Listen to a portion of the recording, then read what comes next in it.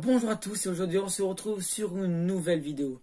Et quand on dit nouvelle vidéo, ça veut dire un nouveau concept. Oui, parce que dans ma chaîne, j'ai essayé de faire plusieurs vidéos, donc plusieurs concepts de vidéos. À chaque fois, jusqu'à trouver le bon truc qui pourra faire monter ma chaîne et qui vous intéressera vraiment. Et bien sûr, qui m'intéressera à faire. Bref, vous avez compris, nous allons faire un thread horreur.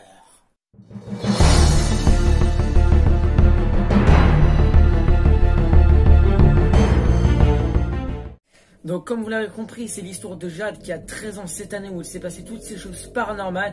Nous explique qu'il y a un enfant qui apparaît dans le coin de sa maison et qui disparaît peu après. Ou alors une vieille personne qui apparaît, qui disparaît juste après, mais cette fois-ci en la fixant.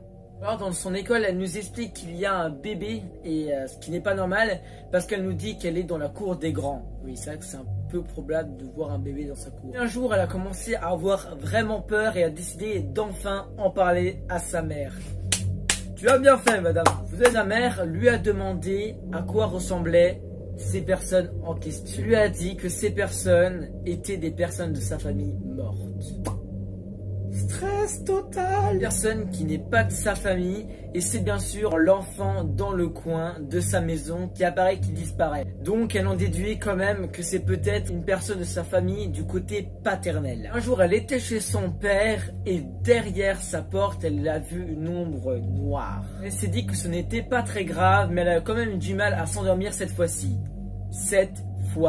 Donc on peut en conclure que avant elle avait vu ces choses, mais elle s'est dit c'est pas grave, je vois juste des enfants morts, logique. Mais après avoir vu cette ombre, plus rien ne s'est passé pendant 2-3 semaines. Et depuis quelques jours, elle voit son chat fixer le mur et miauler pour rien, ce qui n'est pas très normal. Puis un peu après, son chien a commencé à faire la même chose en aboyant, mais plutôt un aboiement comme un loup en pleine lune. Puis après tout ça, elle s'est quand même dit que ce n'était rien de grave jusqu'à qu'elle commence à ressentir une présence. En soi, elle explique que ce n'était rien de grave, mais elle a quand même eu un peu peur après ça. Je vous avoue, c'était hyper compliqué à raconter, c'était énorme.